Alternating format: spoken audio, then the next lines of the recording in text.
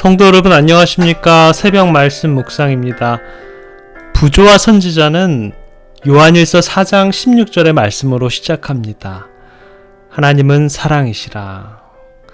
하나님은 사랑이심을 아는 자, 하나님의 본성과 그분의 율법은 사랑이라고 성경은 우리들에게 말씀합니다.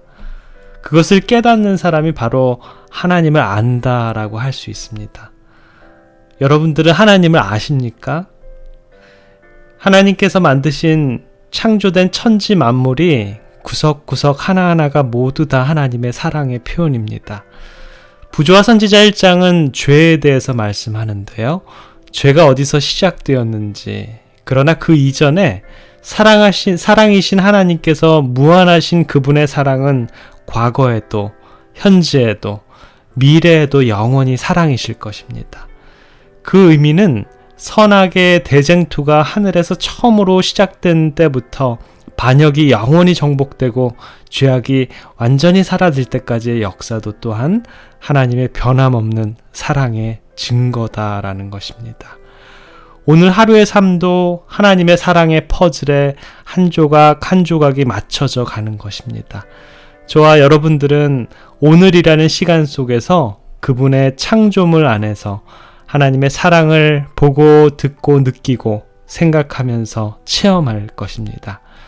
사랑하신 하나님께서는 당신의 모든 피조물로부터 창조주에 대한 사랑의 충성을 받기를 원하셨지만 그것도 또한 모든 피조물들의 자유의 의지에 맡기셨습니다.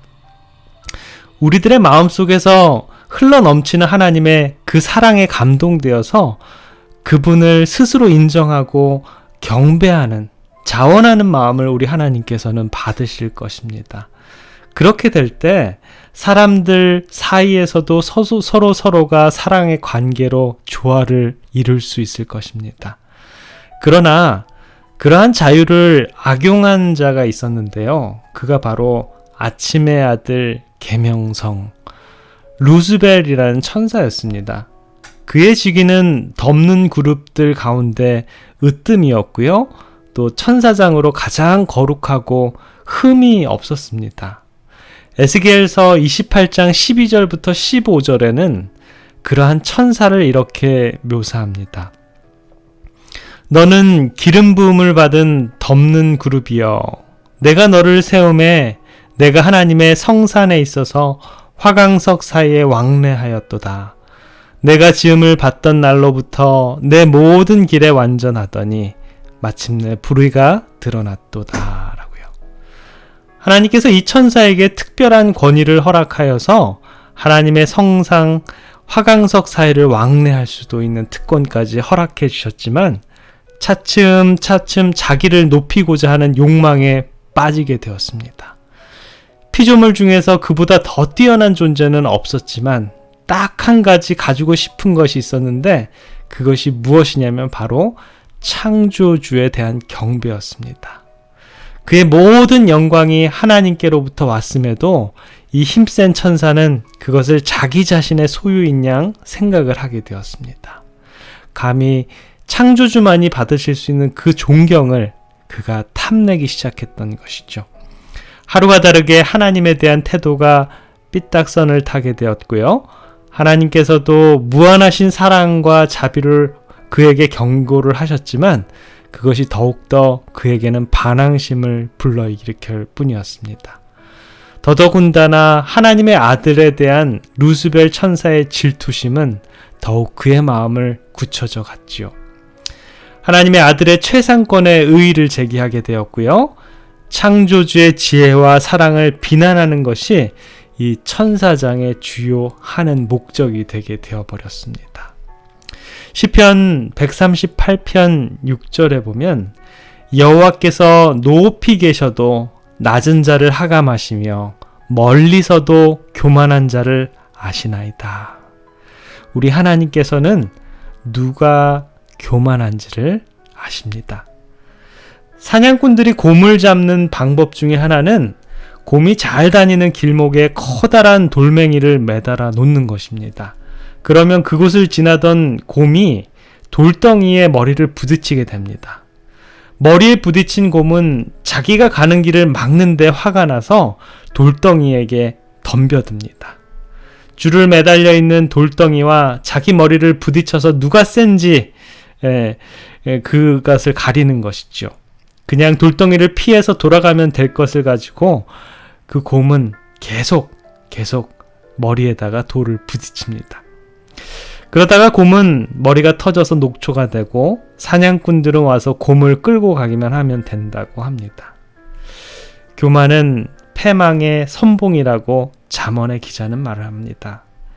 인간이 타락하게 된 것도 하나님과 같아질 수 있다는 사단의 유혹에 넘어갔기 때문입니다. 하나님은 피조물인 인간이 가질 수 있는 최대한의 지위와 특권을 규정해 주셨는데요.